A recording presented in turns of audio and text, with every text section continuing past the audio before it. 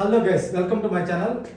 ఈరోజు నేను మీకు ఒక మంచి ఇంట్రెస్టింగ్ న్యూస్ చెప్తున్నాను. సో అది బేసిక్గా ఎవరికంటే రీసెంట్ పాస్ అవుట్ అయిన డిగ్రీ లేదంటే ఇంజనీరింగ్ పాస్ అవుట్ అయిన ఎవరైతే స్టూడెంట్స్ ఉంటారో వాళ్ళకి ఇది చాలా మంచి న్యూస్.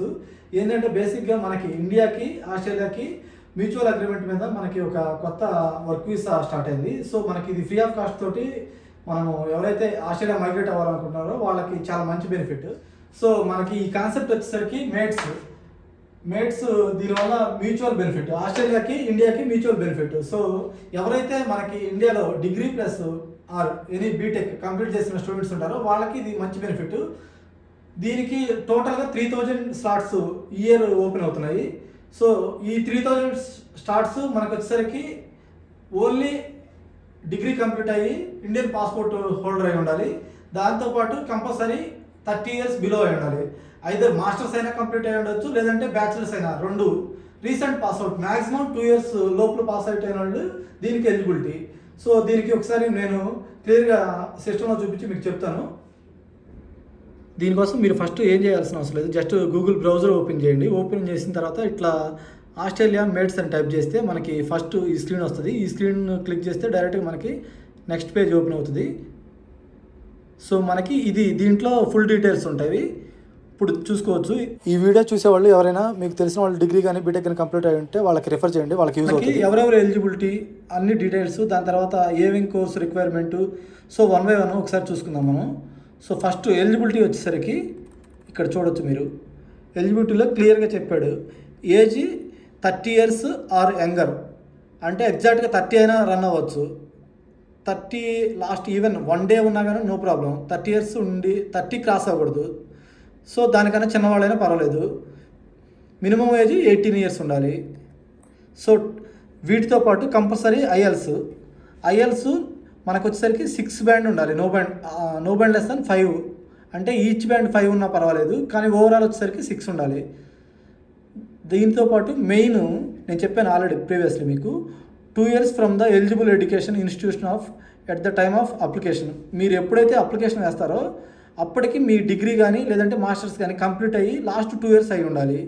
సో సపోజ్ ఇప్పుడు మీరు మోర్ దాన్ 2 years అయితే మీ డిగ్రీ కంప్లీట్ అయ్యి మీరు దీనికి నాట్ ఎలిజిబిలిటీ అన్నట్టు.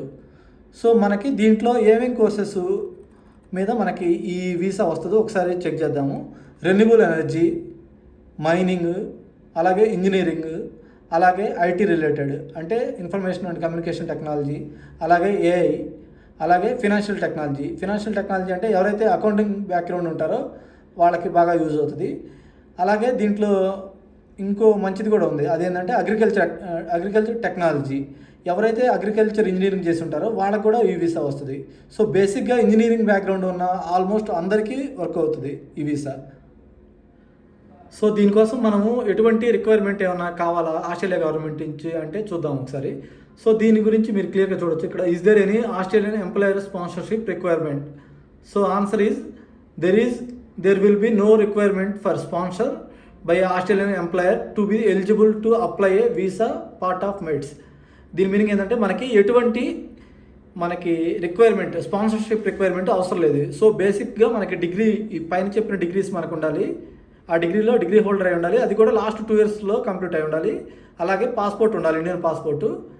ఓన్లీ ఇండియన్ పాస్పోర్టే, గుర్తుపెట్టుకోండి మీరు.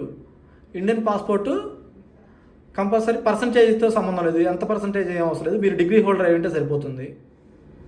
నెక్స్ట్ వచ్చేసరికి what are the permitted activities అంటే దీని మీనింగ్ ఏంటంటే మనకి ఎవరేంటి ఎలిజిబిలిటీ అని. సో బేసిక్గా లాస్ట్ 2 years డిగ్రీ కంప్లీట్ అయిన వాళ్ళు eligibility.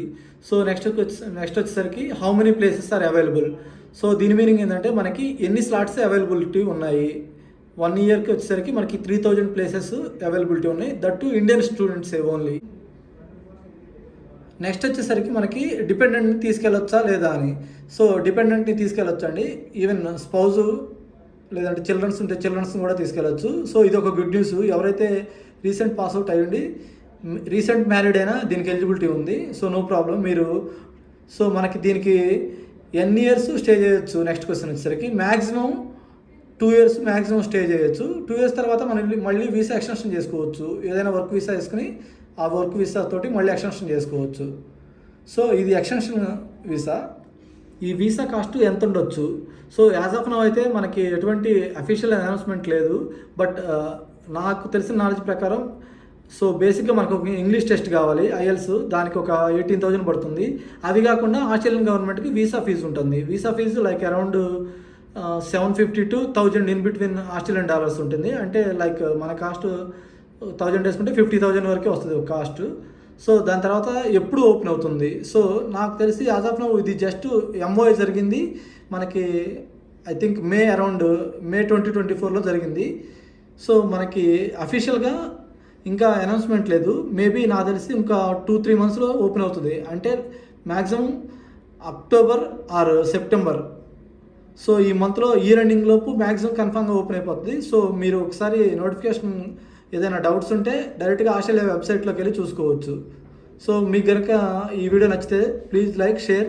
Thank you for watching guys.